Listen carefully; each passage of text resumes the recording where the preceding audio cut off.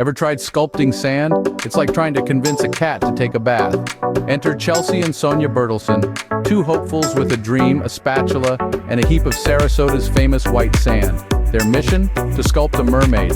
If you're thinking this sounds as easy as teaching a goldfish quantum physics, you'd be spot on. But with a twinkle in their eyes and sand between their toes, the Bertelsen sisters were ready for the challenge. So there they were. Chelsea and Sonia, armed with nothing but a spatula and a dream. Now imagine convincing that same cat to wear a mermaid costume. That's pretty much how it felt for our dynamic duo, Chelsea and Sonia Bertelsen, as they dove headfirst into the challenge of sculpting a mermaid from the white sands of Sarasota. A task as slippery as a fish, and let me tell you, they weren't short on scales.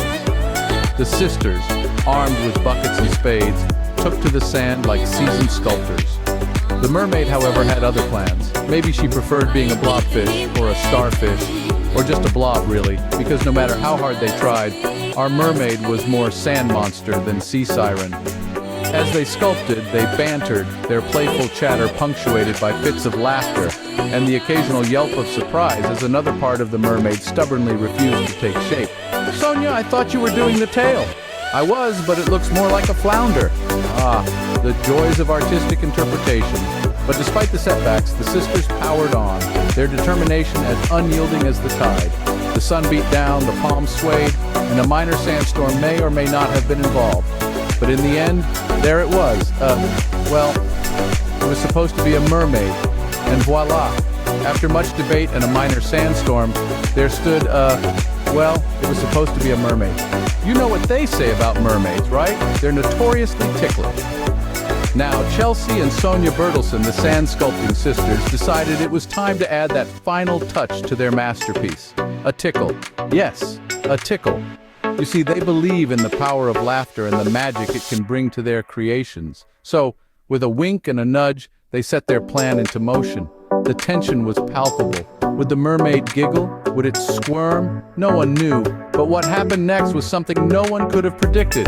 The mermaid, this splendid sculpture of white Sarasota sand, meticulously crafted by the Bertelsen sisters, did something unimaginable. It stood up.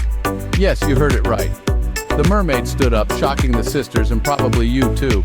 You could almost hear the gasps echoing around the beach. And just like that, their sand mermaid decided to take a stroll. Now, seeing a mermaid walk is about as common as seeing a fish riding a bicycle. Imagine, if you will, a sand sculpture suddenly gaining a life of its own, tottering away on a pair of flippers that, until a moment ago, were just artistic representations. Picture the sand shifting and reforming, like a stop-motion animation gone hilariously wrong. It's a sight that would have Salvador Dali raising an eyebrow, I tell you. Meanwhile, our sculptors, Chelsea and Sonia Bertelsen, are left in a state of flabbergasted hilarity. It's as if they've been transported into a Monty Python sketch where logic has taken a day off and absurdity is the order of the day. Their wide-eyed shock, their double takes, their frantic chase after the runaway mermaid, it's all a symphony of comedic gold. And that, my friends, is why you never tickle a sand mermaid. You thought bathing a cat was hard? Try catching a runaway mermaid.